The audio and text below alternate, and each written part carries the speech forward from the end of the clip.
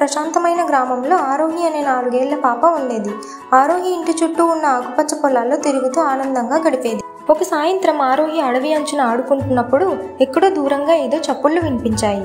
ఏమిటిది అని అనుకుంటూ ధైర్యంగా ఆ గొంతు వచ్చిన వైపు వెళ్ళింది. అక్కడ చిన్న గుంతలో కుక్కపిల్ల చిక్కుకుపోయి భయంతో మూలుగుతూ ఉంది.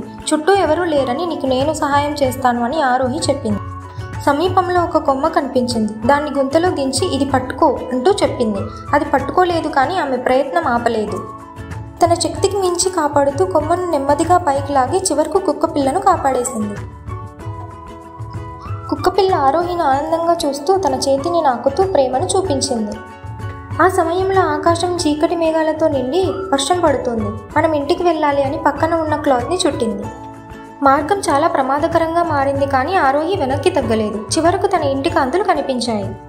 ఆరోహి, నువ్వు ఎక్కడికి వెళ్ళావు? మేము చాలా భయపడ్డామని అమ్మ అడగగా ఆరోహి కుక్కపిల్లను చూపి జరిగింది చెప్పింది. ఆ రోజు నుంచి కుక్కపిల్ల వీరు అనే పేరుతో ఆరోహికి కొత్త స్నేహితుడిగా మారింది.